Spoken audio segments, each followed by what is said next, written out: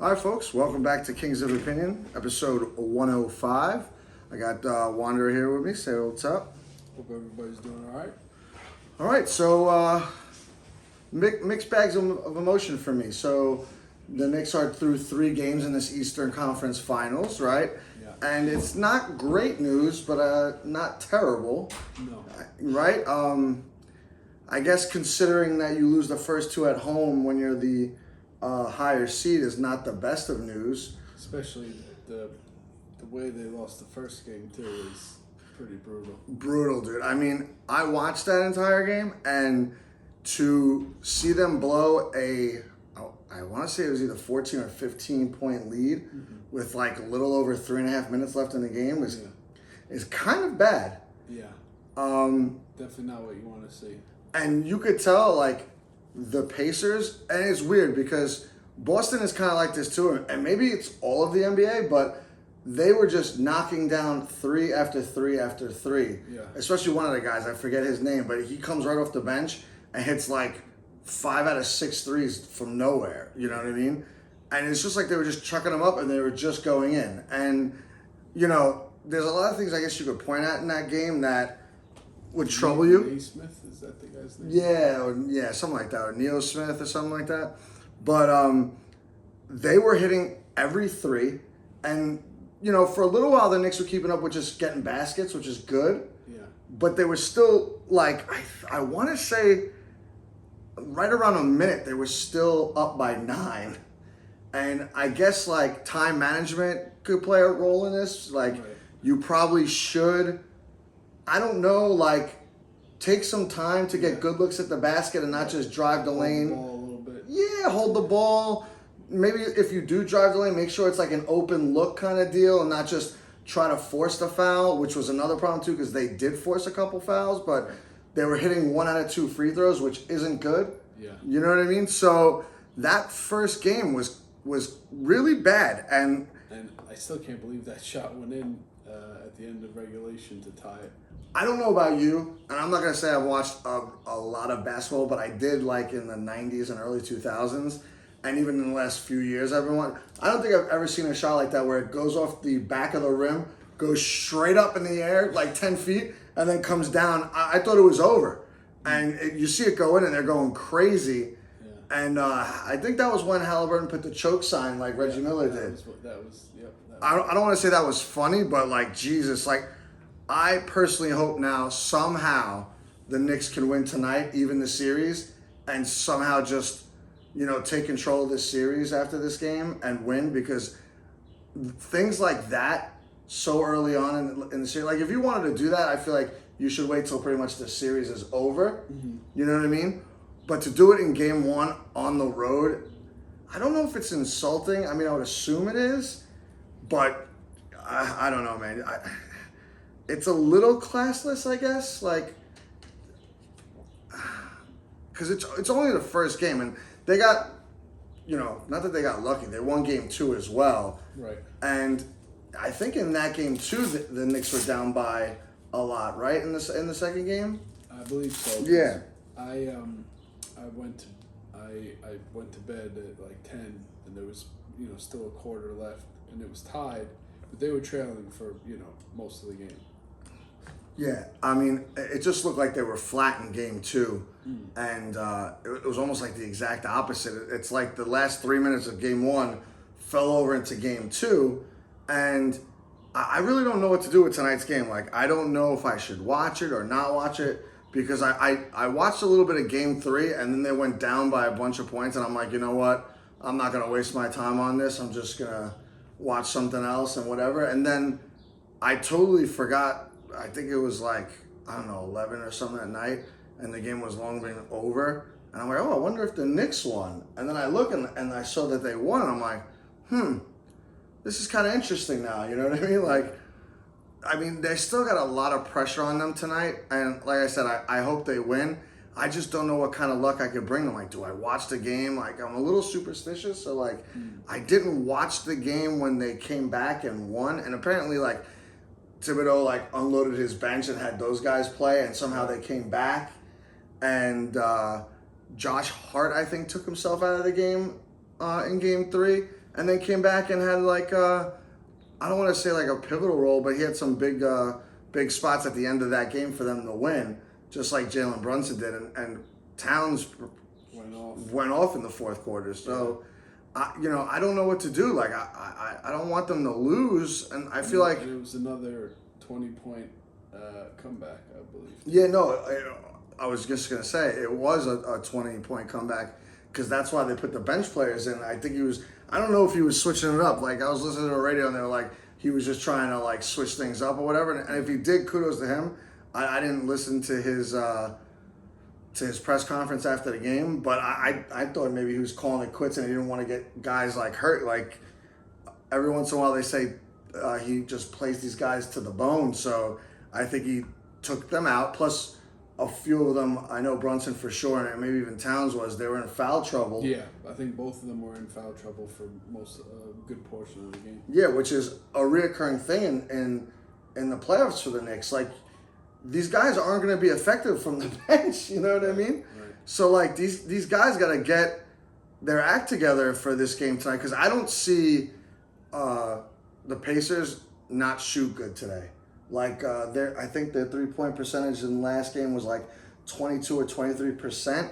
So, with that being said, like, even if they bring it up to 30%, the Knicks got to be right there. And, I know they're road warriors. Right. Like, they've been doing a lot of the damage on the road, which is a blessing, I guess, because them at home, I think they're under 500 in the playoffs at home. Really? Which is kind of crazy to me. Yeah, after they lost the 2 to Indiana, I think they're. Oh right. I think they're like 3-4 or something like that. Maybe 1 to Boston. Yeah, they lost one. The one they got blown out in Boston to Boston. That was their first win. The Celtics was at the Garden, right? And then they won the last one in the Garden. But still, this is a tight area for the Knicks to be in, so they have to. I mean, if they don't win tonight, I feel like the series is going to be over the next game. Yeah, this is a must win for sure. But if they are able to pull it off, then hey, it's like they're right back in it. No, yeah, I agree. As long as they win today, they're definitely going to be right back in it. I just don't know. It's an uphill battle. It's going to be a tough thing for them to do. But let's see. You never know. I'm still going to root for them. Like, I might, like the Yankee game's on late tonight, so maybe I'll watch a little bit of the beginning of the game and see where it's going. I just don't want to jinx them. I feel like the last 2 games I jinxed them because I watched the entire game and they were just lost. And I don't know. I might have to wait till, if there is, knock on wood, a next series for the Knicks to get back into it because I'm very superstitious with this stuff. So they did better when I wasn't watching them. I might just look at highlights or something like that, or just look for the score just to keep up with it. But right. I don't know. Are you gonna watch any of this game tonight? Yeah, I'll probably watch some of the first half. I think it was Monday. I was watching, and it was looking pretty grim at parts. And again, I went to bed at 10, but I was, pleased to see that the next morning that Towns went off, and they were able to come back because, and again too, like, those are some crazy comebacks. So hopefully they can keep some of that momentum going tonight. And like we mentioned, if they are able to pull it off, then it's they're right back in it. Yeah, it's the best. If they pull it off, it's the best out of 3 series at this point. So, I'm hoping, the Knicks could go back home with an even series, which we've seen stuff like this before where teams only were running on the road. And it wasn't too far back. I know it wasn't in basketball, but it was in baseball. It was the Nationals and the Houston Astros, I believe, in the World Series. And the road team won every single game. And it went 7? I'm pretty sure it went to 7. Wow. And they finished it off with that. Was it the Astros who won? No, it had to be the Nationals because then that's when Soto. That's when Soto won. Yeah, left the next year. So yeah, the Nationals wind up winning every road game, which was to me is bananas of a thing to do. So to be fair, I don't want to see that here, but at least for tonight, let's have the road team win again, and then we could move along. It looks like the Wolves are on the other side, on the West. They look like they got one more game and then they're eliminated, right? Because they're 3-1 right now.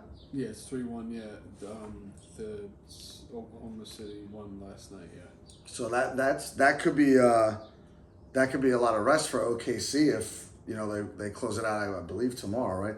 They will play. Right. Yeah. So we'll see about that. And yeah, I don't know. It's gonna get interesting. Hopefully for us tonight. Switching gears to baseball now. Did you over the Memorial Day weekend? I know you had off yesterday, right? Yeah. Did you get to watch any of the baseball games over the weekend? Yes, I did get to watch a bit of the Mets. I was glad, even though they're still not really scoring too many runs, they were able to take 2 or 3 from the Dodgers, so I'll take that. And they even came back. They had a chance to win all 3 games because they scored 3 in the 9th on Friday. They ended up losing, I think, in the 12th. Yeah, that was a tough loss. But hey, just to show some resiliency again, like they've done all year, to be able to come back super late. Again, I'd like them to start scoring some more runs, but definitely glad to see them take 2 or 3 from one of the best teams in the league, and hopefully they can, start hitting a bit more and scoring some runs. Yeah, so after that Friday game, because I saw the highlights, and that was a tough beat. The Mets are at home, and to come back the way they did, and then just to lose that game, a lot of other teams probably would have lost Saturday's game too, and just maybe scraped out maybe a win over the weekend. But it speaks to what you're just saying, the grit of that team. If nothing more, even if they, whatever happens the rest of the year, you could always see that whether they're scoring runs or not, or pitching well or not, which they've been, to be sitting here almost in June and they have the best pitching staff in baseball, ERA-wise, Right. is, I don't want to say it's crazy to me, but it kind of is. The way they went into the offseason, and I don't want to say they didn't address their rotation, they did, but they kind of went on the cheaper side of it, so to speak. They went for the value options. It was almost like they were shopping in the bargain basement, you know what I mean? But it's whatever Stearns sees with these guys, it's paying off. I don't see obviously it lasting all season, because that would be kind of almost like a once in a lifetime kind of thing that you'd see from a pitching staff. But they're getting Minaya back soon, and Montas as well. You don't know where exactly they're going to fit into this, since all these guys are pitching so well. But I think that's a problem you don't have to worry about until they actually do come back. And, to quote, Aaron Boone, for example, it's not a problem until they get back, and you never know what's going to happen. It always has a way of working itself out, whether someone goes out on an injury or someone winds up reaching their innings limit, or, it could be a variety of things. Maybe just move someone to the bullpen. But, you got to like where they sit right now during the season, even with the no-hitting. And to be fair, the Mets will hit. The fact that they're still winning these games against premier teams now, because now this is the tough stretch of their season right now. They play a lot of teams, well, besides the White Sox and the Rockies, they play a lot of teams that are over 500 and are good ball clubs. So they have to try and take series after series and stay relevant, because the Phillies are ahead of them in the NL East, but it's by a small margin. It's a game and a half, so you can make that up over a weekend if need be. So to me, they just keep plugging along and they're gritty. I watched some of the game on Saturday, and you could just see like Soto had a couple of hits in that game, I think. yeah, and you could just see like it's good. You know, you're a good ball club when you just don't roll over and die, and you just keep like trying to like score and get guys on, because that's ultimately what happens here, right? Is you want these guys to get guys on base to put pressure on the other team, and eventually these hits will fall in. You know what I mean? Or like you'll get the big hit, and the more opportunities you get to do that, the more opportunity you have to succeed. So as long as they keep doing that, I think they're going to be fine. At this point, I'm not even really worried about them making the playoffs. Like, they should make the playoffs, no problem. I guess, like, you might have to worry about the NL West because they have so many good teams out there.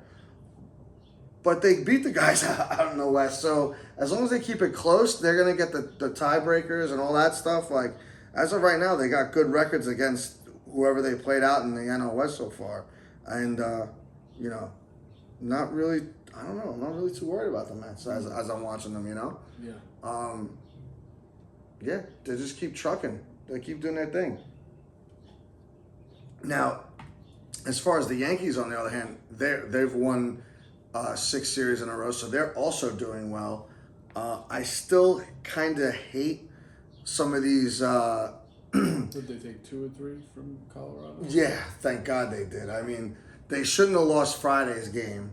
I don't know what happened in that game. I watched that entire game, and I literally shut the TV off frustrated at the end of that game. I just can't understand how they couldn't score runs in Colorado, no less, against the Rockies, who are the worst team in baseball and are on that path to be the worst team ever in baseball throughout its history.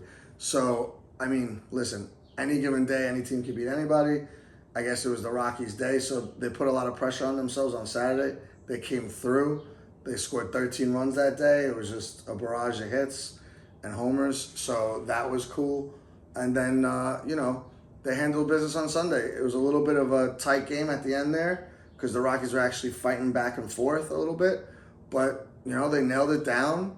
Luke Weaver got in there and took care of business, which was good. And they won, they did their thing. It was close, though. I think it was 5-4 was the score at the end of the game. And then they went into Anaheim yesterday and kept up the winning streak. So they won 5-1 yesterday. Luke Weaver again came in, which I don't understand. I really wish I would have watched the post game on that one, because Weaver pitched 3 days in a row, and his last game before that was the Rockies game where he pitched. He had 21 pitches thrown, and he looked like he was like fighting to get out of that inning. Like, he gave up a hit, which was no big deal. Oh wait, a hit. He might have walked him. My mistake. I think he walked him. But, he got in and out of a little bit of trouble. But you could see he was, like, laboring. Like, when he's missing the plate, balls are down. They're not, like, just missing off the plate where someone will, like, try to swing at it. But, like, he was way off the plate. So, hopefully he gets some rest tonight. I'd like to see the Yankees win again tonight. Well, this is what I want to happen right now. I need the Yankees to win, I need the Mets to win, and I need the Knicks to win tonight. I need the trifecta, and I might even make that kind of bet on DraftKings just to see what happens, and maybe get lucky. You never know. A New York 3-leg. Yeah, just see what happens. Because the 13-run pool starts today, so I don't know if you saw what team you have, but I got. I was drawing the teams, and as I'm writing them down, I'm like, you know how I pick. I normally pick the person first, right, and then match up the team, so it's as random as possible. It wound up working out that I was the last person picked in the bag, and the Mets were the last team left in the bag. Huh. Isn't that funny? Pretty funny. Not only am I last, but then I also get the Mets on top of it. So now I have an actual rooting interest for the Mets, at least for the next couple of weeks or so or month or so, Right. Did you happen to know what team you have? Yes, I got the Rangers. Oh, that's not bad. Yeah, they score some runs, I would imagine. Mm-hmm. They didn't do so good in the first round, to be fair. They were the lowest team, so they still had 5 numbers left when the pool ended. Okay. But normally that's a good thing because I remember, I think it was last year, the year before, the Yankees couldn't score runs in like April or May, and then the pool ended, and when we started back up, they were knocking big numbers down left and right. So you'll see the Rangers definitely have the offense to do it. Yeah. But reset everything and just keep it going and see what happens. That's it. As far as this, to stay on baseball for just another sec. Yeah. I don't know why this is coming up again or why it keeps coming up, but this Ohtani and Judge thing, can we give it a rest or what? What happened with that? They're just comparing these two guys again. Like, I'm tired of hearing, like, Ohtani hits, American Major League leading 19th home run. Is he better than Judge? Is Judge better than Ohtani? At this point, I don't even really care anymore. They both are special, very talented athletes. And let's put this baby to rest. Judge is better than Ohtani. Until Ohtani starts going out there and pitching. I think they said I think they mentioned that during the Mets broadcast, maybe it was Friday, that he's going to be cleared for pitching again soon. Yeah, he's ramping up apparently. Apparently he's throwing already. Like, I don't know if it's bullpen sessions or just long toss. Mm-hmm. But I'm just tired of them comparing these numbers back and forth. It's borderline annoying now. Like, you could, maybe it's a slow sports day or something, but like, I feel like every couple of weeks they're going to bring it up. Listen, at the end of the year, there's going to be 3 people in my mind that are going to be close to the home run crown for the year. It's going to be Ohtani, it's going to be Judge, and it's either going to be Kyle Schwarber or, some rando that just has a really, really good year. But those 2 guys are probably going to have 50-plus home runs. Unless one, if not both, knock on wood, get hurt. I don't want to see either one of them get hurt because they're having fantastic years. Right. But I hate the argument, Ohtani steals 50 bases and, Judge doesn't. He only steals, 5 or 10. I'm like, but Judge plays right field. Ohtani sits on the bench all day. So get your exercise in. You should be stealing bases. You know what I mean? Right. And, he did it last year, and I get it. I guess it was important to him to steal that many bases.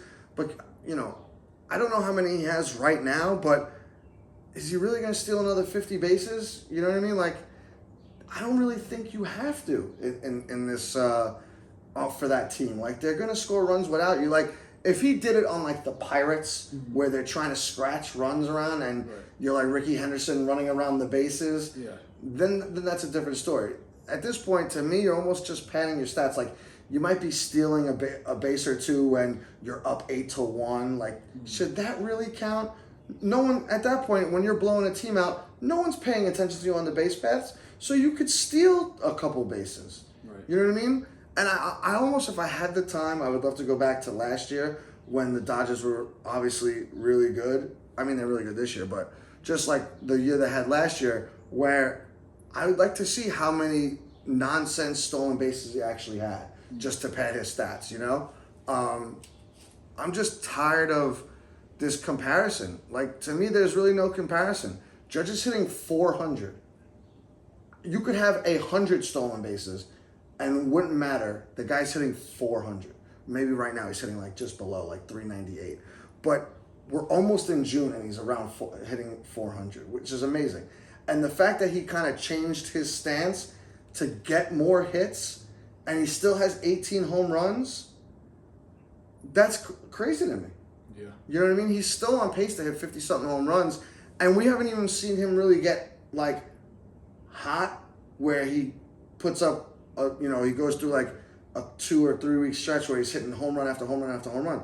He's just making good contact everywhere, and these balls are just flying out of the ballpark, which is amazing to me. And Ohtani's kind of doing the same thing. I get it, but he's a DH. You know what I mean? He's not out there chasing down balls. That's why I said, like, they should table this ultimately until he starts pitching again. Because if I'm not mistaken, when he was pitching, he was good, but he's not like Skeen's good or Verlander in his prime good or Scherzer good. Like, he had a close to a 4 ERA, which is, you know, an average pitcher theoretically on paper. You know what I mean? He had his moments, but to be fair, it's not like he was Greg Maddux or something like that. Like, you know, Right. I don't know. What's your take on this whole thing?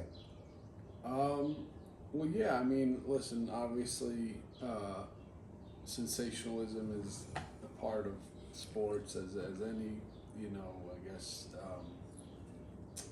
form of reporting. So, you know, I guess they, you know, two prominent figures, so they want to, you know, compare and contrast. But I just think it's kind of different because one guy is a starting pitcher too, so that's like totally different. As you mentioned too, one is currently a DH, the other one, you know, goes both ways, plays, you know, in the field as well. So that's another difference. And yeah, I mean, obviously Judge is, you know, having a better year for sure. Yeah, I mean, there's no comparison with the stats, and I'm just tired of you seeing them talk up Ohtani so much. And maybe that's something to do with these Japanese, so maybe it brings in the Japanese sports market. Maybe there's some underlying thing we're missing that they want to keep hyping him up so much.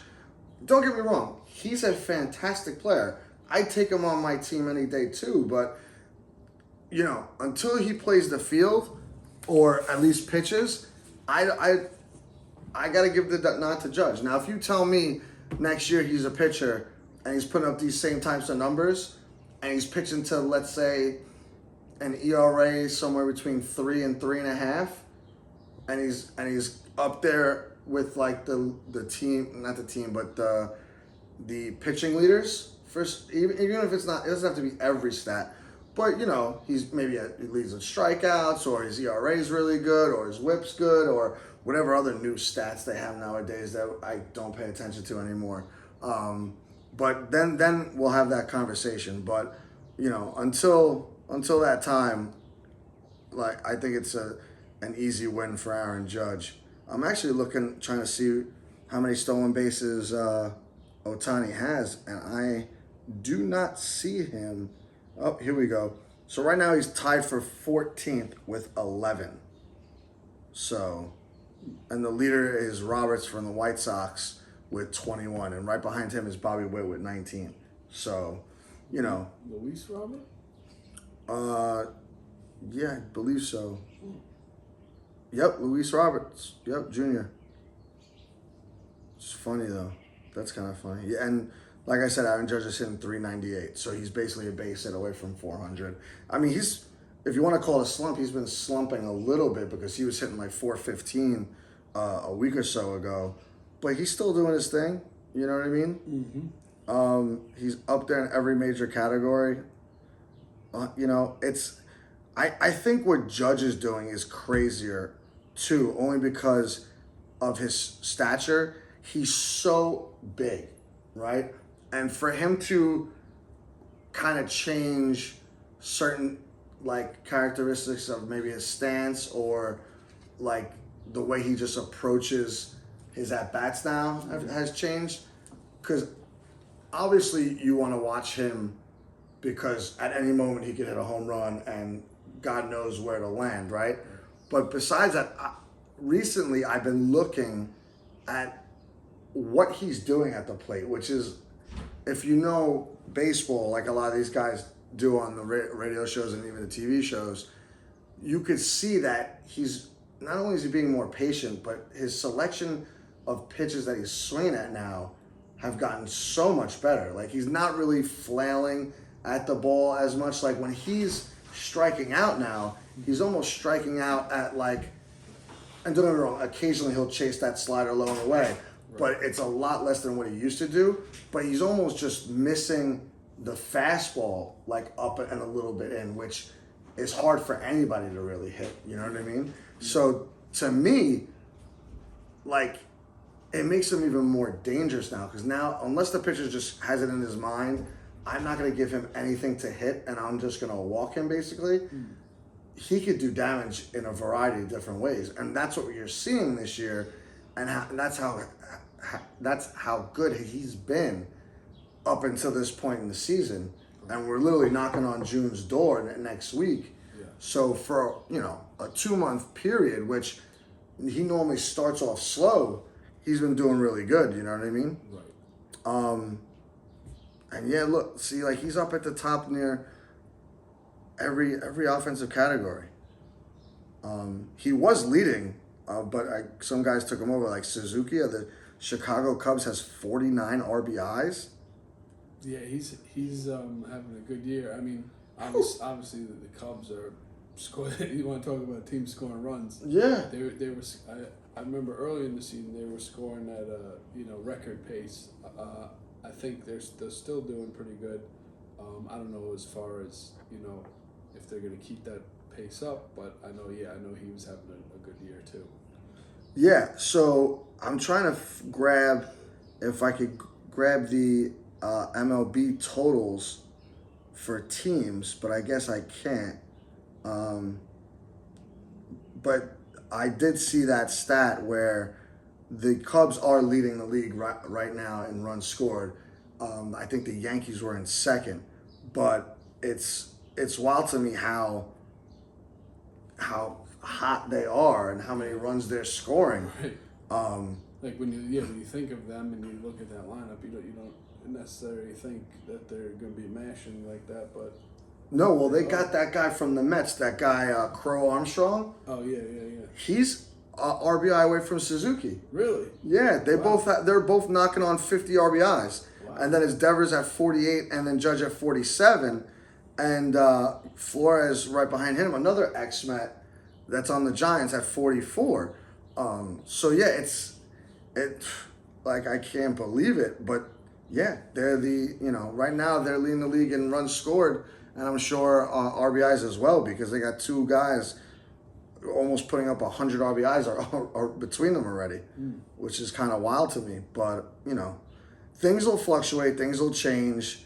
Just like we were talking about the Mets not scoring a lot of runs, I'm sure the Cubs will go through a little bit of that kind of drought as well, and vice versa. You know what I mean? So we'll pay attention to this moving forward throughout the baseball season, because it's kind of cool that the Cubbies are off to a really good start. I think they're one of the best teams in baseball too right now, if I'm not mistaken. They're 33-21. So the Dodgers are also 33-21. Let's see. I think the Phillies are 34-19, and you got the Tigers at 35-20. So the Tigers have the best record in baseball right now, only by a game or so. Well, yeah, technically a game. And, the Yankees are right behind them at 33-20. Hopefully they could keep the winning rolling so they could stay in that kind of a mix. Let's see right here. Where do they have? No. They just have the run differentials. But let's see. The Yankees have a plus 111. And I'm sure, the Cubbies have plus 93.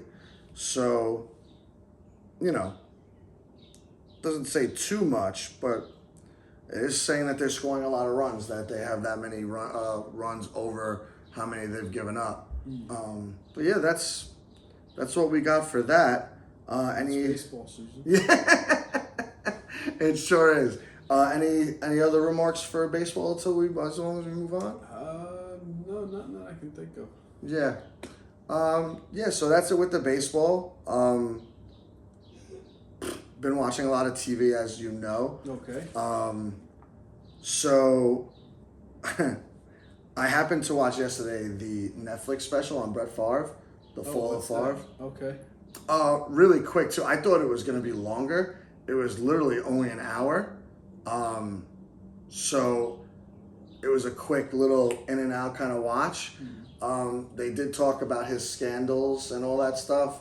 He didn't comment on anything. No interview from him. They did have that girl Jen Sturger, I think I want to pronounce it like that. I'm probably butchering it, but they talked about she was the one that he sent the pictures to via email. Okay. That was one of the scandals that he had. It was overall good. Like I said, it was quick. It was informative. You know, they talked about him a little bit, like his career and all that stuff, and you know, then that was it. Not too shabby. Thought it was gonna be longer, like I said, but it wasn't. What else do we got? On Apple TV, they just put out a new movie with the guy that does the Jack Ryan TV show, or did do the Jack Ryan TV show. He was also in The Office. It's called The Fountain of Youth. Good movie, entertaining. You know what it reminded me of, actually, was, remember the Nick Cage movies, National Treasure? I kind of felt like it was like that. It had that kind of vibe to it. Yeah, definitely. Like it was like one of those solve the puzzles to get to the Fountain of Youth kind of deal, and then, you know, at the end, you know, there's the twist and this and that, and then the movie was over. So that was kind of cool. So you liked it, or? Yeah, I liked it. I watched it. What was it? Was it last night? Yeah, last night I watched it because I'm tired of going onto the Amazon Fire Stick right now. Right. And looking at these bootleg movies. Yeah. So I needed a break from that, so I was just like surfing the streaming services. Which, by the way, until they get good movies on the Fire Stick, I know it's jailbroken, whatever, it is what it is, but until they get better copies of movies, like the new releases, like I won't be able to not ever get rid of my streaming services, because, like, you know, you just want to watch a good movie with like good picture and good sound, right. You know? So that's how I found it, The Fountain of Youth. And yeah, it was good. It was entertaining. It was a little long for me. It was just over 2 hours. But yeah, other than that, it was good. It was a good movie. What else do I got? Oh, the this is still in the movie theaters, I think, but probably not for long. It's called Fight or Flight with Josh Hart. Okay. Wild movie if you just want to watch an action movie. Knicks? No, was it Joshua Hart? Maybe the actor from Trap, the M. Night Shyamalan movie. Oh yeah. Is it Joshua Hart maybe, or am I mixing I it know up? who you're talking about, but I can't think of it. I'm not sure if that's his name or not. I think could be. Yeah, Could be. It's whatever his first name is. His last name is Hart. But either which way, I saw him in that movie Trap on Netflix. Yeah. And it was like a psycho thriller kind of movie where he's like a serial killer. And so yeah, I didn't really care for that one. No, you didn't like that one? With the stage at the concert. Yes, Yeah. yes. No, it wasn't a great movie by any means, but I saw that movie, and when I saw that he was, like how he acted, like how he was crazy and everything like that, when I saw that he was in this movie, I was like, oh, I'll give it a try, like, you know, whatever. And I'm sitting here watching it or whatever, and I can't really compare it to another type of movie, but it was just a good action movie on a plane. The setup basically is he's like an ex-CIA agent who got screwed over, so he was exiled to like Thailand or something like that, and he has to protect this girl on this plane. Meanwhile, like, spoiler alert, like, there's like whoever the bad guy sends this picture out to all these assassins of him because he's protecting that girl, and they don't know, like, none of the assassins know who that person is. They don't even know she's a girl. They're just looking for this type of person, but they know that person's with him. So basically the whole movie is him fighting assassin after assassin on this plane, and the way he does it. And at one point, he thinks he's taking like adrenaline, like sipping on adrenaline, and it's like some kind of like toad drug or whatever like that, like a psychedelic. Toad venom. Yeah, there you go. And he starts going crazy on the plane, and it was to me that was like the funniest scene in the movie. It was so entertaining because he thinks he's doing one thing, but yet he's literally murdering everybody on the plane. Oh wow. Yeah, so it was pretty cool. So yeah, I kind of enjoyed that too. Maybe it's because I'm watching these late at night, but I'm just like, whatever, this is great. You know what I mean? Because otherwise I'll be watching the same stuff over and over again. And then I saw The Amateur, which was with, it's like a spy movie. Okay. It's with, what's the guy, Fishburne? What's his first name? Lawrence Fishburne. Thank you very much. I always forget his first name. That's all right. And the guy that played Queen in the Bohemian Rhapsody. Rami Malek. Yeah, so basically he's like a CIA analyst. And sort of commercial for this. yeah, and his wife gets murdered overseas by some terrorists. And the CIA doesn't want, like, they're just doing their investigation like it's normal, and he just can't take it. So he, gets trained by Lawrence Fishburne, and then, there's a little backstabbing involved. I don't want to ruin the whole movie. I think you'd like it. But it was a really good movie. It was really cool. And he was like, he's not like a field agent, but winds up being like a really good field agent by the time it comes to the end. I see. And it was really cool. It was a really cool movie. But yeah, that's pretty much all I got as far as stuff that I've been watching. Oh, last one I did finish today was the final season of Bosch Legacy. Okay, how was that? It was good. I didn't like the way it ended. They left like a couple things just like out there. But as far as his storyline goes, it was a good way to end for him. I just thought like they probably should have closed a couple of the other characters off like they did him, and they just didn't. They just, almost like faded into the sunset just for him. You know what I mean? But after that, that's all I got for you today. Oh, by the way, I did take your advice, and I got a new Fire Stick over the weekend. It was on sale for the HD one was on sale for $20. There you go. Score. Just gotta hook it up now. What did I watch? Well, as I mentioned before, I'm still watching Last of Us and Mobland. Oh, Last of Us finale just premiered. It was the 7th episode. That's it? It's only 7 episodes? Only 7. Wow. And Mobland, I think, is either up to 8 or 9. So, oh, good looks. So I could start these bad boys. You can get in. Yeah, I'm going to get in hot. So those I'm current with. What else?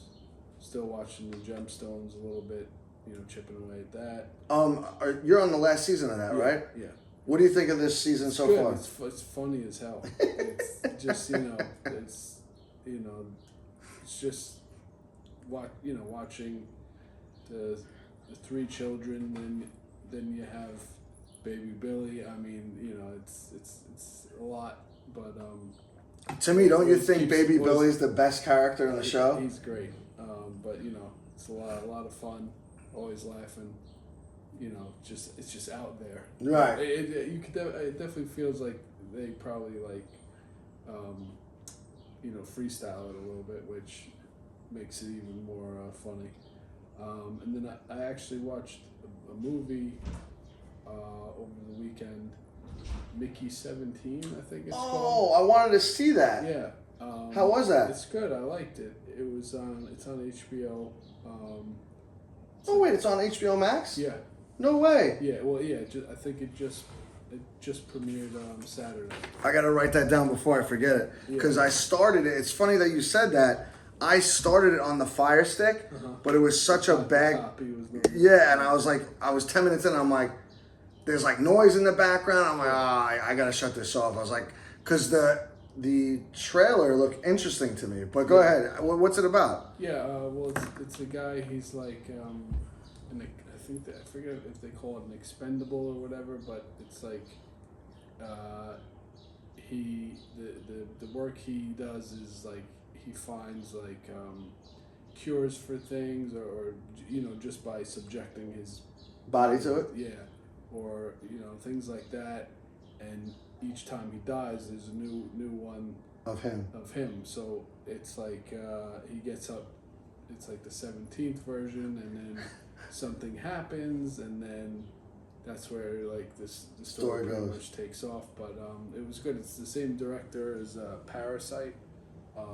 So it's it might I'm trying to think. It might be I think it's like 2 hours or 2.5 hours, so maybe a little long. But yeah, it was a little long. I think I enjoyed it. Yeah, I thought it was good.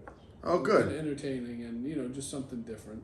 I may watch that tonight then. Yeah. Yeah, I may put that on tonight then, because like I said, I wanted to watch it. It seemed interesting, and he's not like a clone, right, of like a real person, or like they just keep cloning the one guy, right, or something like that. They keep printing him out. Yeah, printing them out like he's an instruction booklet. Yeah. Okay, that's dope.